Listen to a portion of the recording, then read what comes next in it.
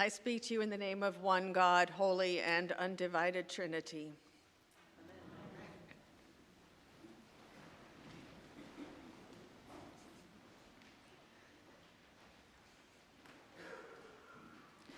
John the Baptist is one of the odder characters in the New Testament, and he shows up in all four Gospels. The image most of us carry in our heads of a wild-eyed, camel-wearing, locust, honey-eating wilderness dweller comes courtesy of Mark and Matthew. Luke even gives us a glimpse of prenatal John, when Mary visits his mother Elizabeth late in her pregnancy. Only the Gospel of John, as is his wont, gives us no details, no visual effects, no backstory. All we are given to figure out who he is what he says. When asked who he is by the religious leaders, the priests and Levites, he responds, "I am not the Messiah." They press on, "Are you Elijah?" "No." "Are you the prophet?" "No." "Then who are you?" "I am the voice of one crying in the wilderness, 'Make straight the way of the Lord.' There is somebody coming after me whom you do not know." The truth, John says, is that I really don't know either. I don't have a name, a date, or a place, but I do know I am not worthy to untie the thong of his sandals. Poor John, given one thing to do with his life by God, to cry out that the coming one was on the way, and he had no details at all. Didn't know whether to look east or west, at the sky or at the ground.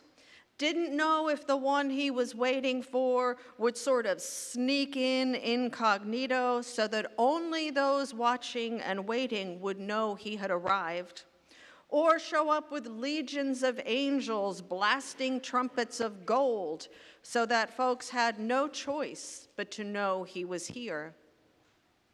One result of all of this was that John didn't really know his own name, what to call himself. So when the religious leaders tried to stick him in a category, they found they couldn't. He escaped them, as he must. He, like the coming one, would defy all categories, and the coming one would turn the world upside down. And so John spent his life crying out in the wilderness, waiting in the dark for the light to shine, waiting for the one who would change everything, but knowing nothing about him. Waiting is something that, at least in my own experience and observation, is not easy for most of us. We get antsy.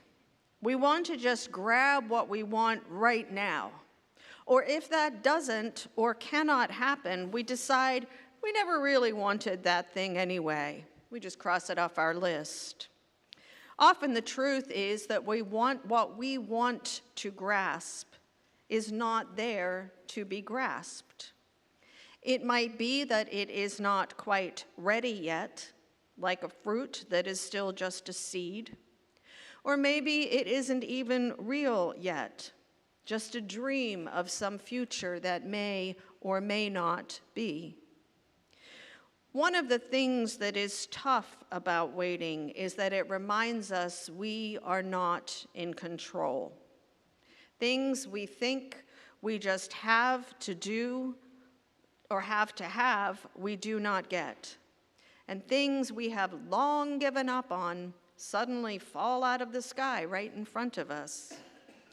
Waiting reminds us that we are held in mystery that needs no input or advice from us. And waiting reminds us of our limits.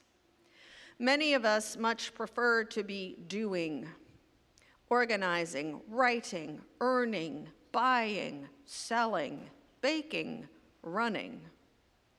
Waiting involves mere being, stopping, listening, looking, breathing, praying. It involves uncertainty, watching for something or someone that may or may not show up, and if they do, will not do so in our good time, but in its own good time. But as preacher Barbara Brown Taylor notes, waiting is an essential part of the Christian life. Every Sunday when we gather to celebrate Eucharist, we say words like, we remember his death, we proclaim his resurrection, and we await his coming in glory. Or Christ has died, Christ is risen, Christ will come again. We proclaim this central mystery of faith that we are always waiting for Christ to come, even though he has come and is coming to us every time we gather to hear the word and share the bread and wine. It is not that his coming is confined to the past or the present or the future. It is all three at once. Which means, among other things, that our waiting is not like that of an animal in hibernation. We are not in some state of suspended animation. Our waiting is not nothing. It is something. Something really important, because we tend to be shaped by what we wait for. We tend to organize our lives around that which we expect and for which we wait. Like people waiting for a baby who focus their whole lives on that little person to be, they become parentlings as they wait. When I was younger, I was waiting for a call, for a clear sense of what I was to do with my life. I tried a few things and spent a while waiting before I figured out what it was. And I'm still waiting for an edit button between my brain and my mouth, for a truly contrite heart, or for enlightenment. What about you? What are you waiting for? Healing? Love? Courage? More money with which to pay the bills? Peace on earth? Justice for all? An end to our willful destruction of our planet? The time when the lion and the lamb really will lie down together? Whatever it is we wait for, odds are it has something to do with our vision of what will bring us wholeness, will transform us into people who are no longer afraid, whose needs are met, and whose wounds are healed.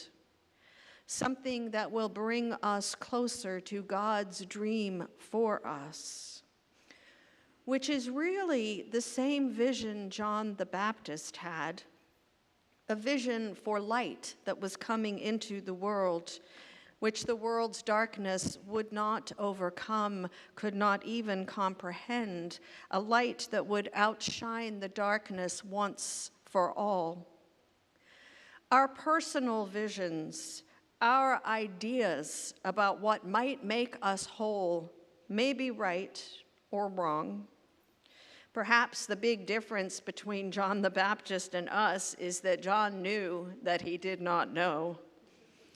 He sat in the mystery, waited without knowing what he was waiting for, without knowing when the light would come or what his name would be. He knew that at heart what he was waiting for was God, and that was good enough to know. Knowing that, he did not need details, even though that meant he could not really name himself. Who are you? Are you the Messiah? No. Are you Elijah? No. Are you the prophet? Nope. I am, he said, the one whose job it is to clear the way so that the unnamed, unimagined one could have room to work. What are we waiting for? We do not know, but we can rejoice because the one we await, the one who is coming, has come, is coming even now. We may be short on details, but we know that the one in whom this mystery is held is good.